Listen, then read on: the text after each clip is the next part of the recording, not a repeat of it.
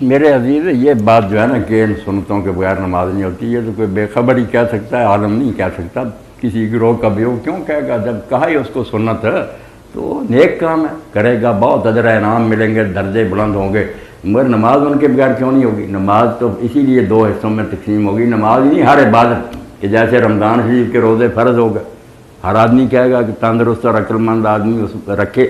مگر جو سال بھر میں آپ نے رکھے ہیں 13 14 15 کا بڑا ثواب فرمایا، ہر سوموار اور جمعرات کے رکھتے تھے، عرفے ان گن ثواب ہے، مگر سارے مولوی کہتے ہیں کہ سنت ہے رکھ لو ثواب ہے، وہاں نہیں کہتے کہ اگر نہیں رکھو گے تو یہ رمضان کے روزے بھی ہیں، کیونکہ وہاں تکلیف کرنی پڑتی ہے، روزے نہیں رکھنے چاہتے یہ ملا بھی، یہ سنتیں نماز کی پر یہ جھگڑا ڈالیں گے، حالانکہ مسئلہ ایک ہی ہے کہ کیٹیگری دو ہے، ایک لازماً کرنی پڑے گی، ایک آپ کریں گے تو ڈویژن امپروو ہوگی، اعلیٰ سے اعلیٰ صحابہ کریں کوشش، مگر نہیں کریں گے یا کبھی تھکاوٹ محسوس کر رہے ہیں تو بجائے اس کے 17 رکھتے ہیں دیکھ کر کے پہاڑ ہے شاکین پہاڑ ہے ساری چھوڑ دیں دوزخ میں جائیں، بہتر ہے کہ 4 رکعت پڑھ لیں، بس نجات تو ہوگی، 5 مارکس مل گئے، 2 فجر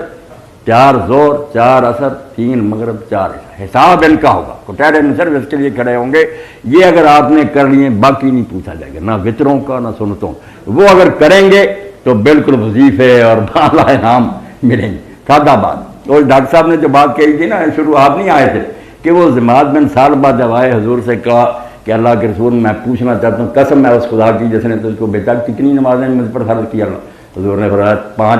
اس کے علاوہ فرمایا نہیں الا ان تطوع، اس کے علاوہ شوق سے کرنا چاہے کر، روزوں کا پوچھا فرمایا رمضان کے فرض ہے اور شوقیہ، اسی طرح زکوٰۃ حج، اس نے پھر جاتے ہوئے کہا کہ جو فرض آپ نے بتایا نہ گھٹاؤں گا نہ بڑھاؤں گا، نفل وغیرہ نہیں مجھ سے پڑھے جاتے، تو حضور نے کہا اگر یہ سچا نکلا تو جنتی ہو گیا، بیڑا پاک ہو گیا، اس لیے یہ کہنا غلط ہے کہ جو نہ پڑھے، اسی لیے نمازوں سے لوگ رہ جاتے، آپ لوگوں کو کہیں دکانداروں کے پھر انشاءاللہ وہ سنتوں پر جا کہ بھائی جب جماعت کھڑی ہو جا کر 4 فرض زور کے پڑھ آیا کریں۔ اور میرا تو یقین اللہ بارہ پاک کے بارے میں حسن ظن ہے کہ آپ جیسے مشہور لوگ، بچیاں جو گھروں میں کام کرتی ہیں، بیٹوں کو سنبھالتے ہیں، اگر وہ فرض پڑھ لینا تو میرے جیسا جو حجرے میں بیٹھا میں ساری رات قیام کروں گا، اللہ کے ہاں ان کی بات زیادہ کروں۔ ہر ایک آدمی کا کیا، ہر ایک آدمی پڑھ رہا تو کیا کر رہا، یہ بیچارہ روزی کما رہا، بچے سنبھال رہا، کوئی بیمار ہو گیا اسپتال لے جا رہا، اللہ کا دین لوگوں کے حالات کا لحاظ کرتا ہے، اس لیے آپ رقطوں کی اتنی فکر نہ کریں، جذبہ پیدا کریں کہ نماز پڑھنی ہے شوق سے، اول وقت پڑھنی ہے، بالکل دل میں ہونا چاہیے کہ سورج ڈالنے والا۔ آخر میں آپ سن لیں کہ حضرت امام جعفر صادق علیہ السلام جب فوت ہو گئے نا، ان کی بیوی تھی ام حمیدہ، تو وہ خادم تھا بعد میں آیا وہ، تو اس نے کہا وہ حاضر نہیں تھا سکتی، اس نے کہا ام حمیدہ رضی اللہ عنہ کہ اکبر ابو بصیر تو اس وقت کاش ہوتا جب امام جعفر صادق دنیا سے رخصت ہو رہے، تو ابو بصیر نے کہا کہ اماں کیا کہا اس وقت امام، تو امام نے یہ بات کہی، اس بیوی آپ کی نے بتایا ام حمیدہ نے ان کے شاگرد کو کہ تو تھا نہیں، امام نے کہا کہ من استخف بالصلاۃ لم تنلہ شفاعت، نماز چھوڑنا تو کجا رہا، جس نے نماز کو معمولی کام سمجھانا کہ ہو جائے گا جب ہو جائے گا جیسی بھی پڑے گی، اس کو قیامت کے دن ہمارے نانا کی اور ہم اہل بیت کی شفاعت نصیب دی۔ نماز کو بے قدر نہ، درس ہو رہے ہوں، لیکچر ہو رہے ہوں، جب نماز کا وقت آئے، اذان جب ہو، جیسے سال بعد کہتے ہیں نا قومی چلانا پڑا ریلیں رکنا، ہونا تو یہ چاہیے کہ ہر 5 نمازوں کی اذان ہو، ایک وقت مقرر کرے حکومت، مشورے سے طے کر لیں، جانتے کہ جن ڈالنے سے لے کر یہاں تک زور طے کر لیں سارے کرو، ہر مسجد سے ایک وقت اذان ہو، بس کھڑے ہو جائیں لوگ ہر جگہ،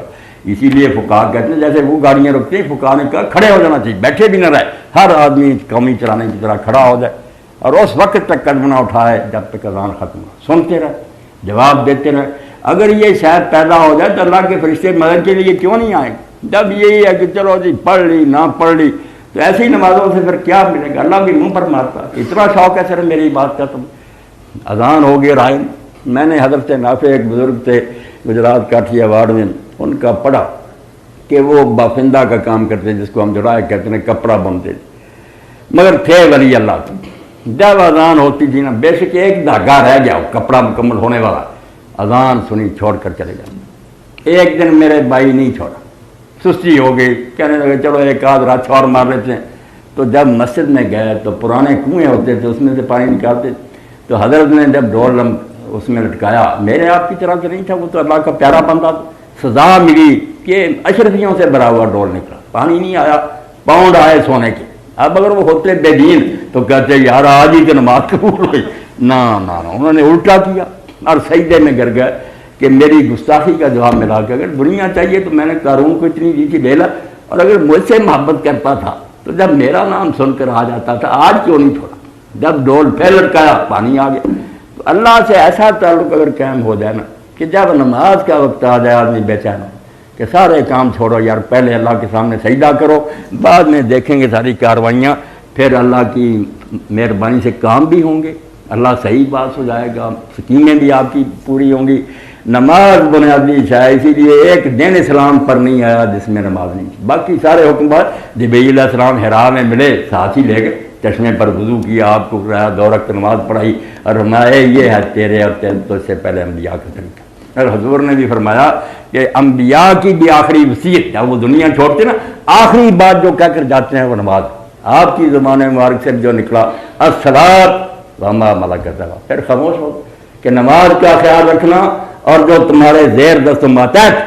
ان سے نیک سلوک کرنا۔